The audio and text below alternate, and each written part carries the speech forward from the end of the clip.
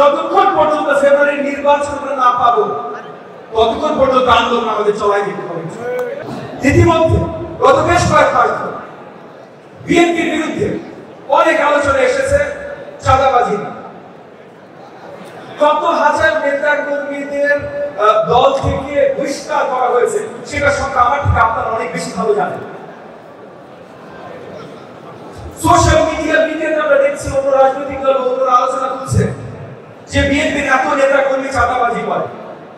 এইটা যে ভুল ন্যারেটিভ, এটা পরিষ্কার করে সবাইকে দেখাই দিতে হবে। গণমাধ্যমে আমাদের ভাইরা যারা আছে তাদেরকেও বলছি, আজকে আমাদের জাতীয়তাবাদী ভাইয়া বোনেরা যারা আছে তাদেরকেও বলছি, কারণ এটা পরিষ্কার প্রমাণ যে বিএনপি একমাত্র দল যে চাঁদাবাজি বন্ধ করার জন্য কাজ করছে।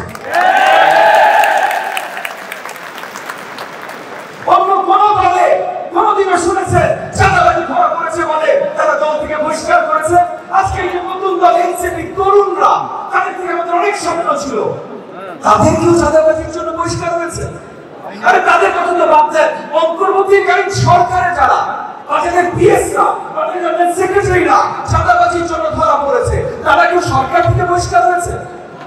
না, একমাত্র বিএনপি ওই দল বাংলাদেশের ইতিহাসে যারা চাঁদাবাজির জন্য শক্ত প্রমাণ যদি দেখানো যায় সঙ্গে সঙ্গে বহিষ্কার করছে, এবং কার অধীনে করছেন? জনাব তারেক রহমানের নেতৃত্বে করছে। জনাব তারেক রহমান সহ আপনারা সবাই একটা উদাহরণ সৃষ্টি করছেন যে আপনারা আগামীতে চাঁদাবাজি মেনে নেবেন না। এইটার জন্য ভাই আপনাদের সবাইকে আমি একটা করতালি দিতে চাই, আপনারা আমাকে জয় করতে চান। চাঁদাবাজি বিএনপি শুরু করে নাই, নতুন বাংলাদেশ শুরু হয় নাই, তবে নতুন বাংলাদেশের উদাহরণ সৃষ্টি বিএনপি করেছে, আপনারা করেছেন, জনাব তারেক রহমান নেতৃত্বে করেছেন, যে চাঁদাবাজি আর আপনারা সহ্য করবেন। এইটা হলো নতুন বাংলাদেশ। একই সাথে নতুন বাংলাদেশ নিয়ে যদি কথা বলতে হয়, আমরা এখন সংস্কার নিয়ে কথা বলি, সবাই সংস্কার নিয়ে কথা বলছে, এবং এখানে আরেকবার ভুল ন্যারেটিভ আপনাদের বিরুদ্ধে কথা এসেছে, আপনারা সংস্কার চান না নির্বাচন চান। সংস্কার প্রথম সংস্কার আলোচনা আনলো কার? 31 দফা।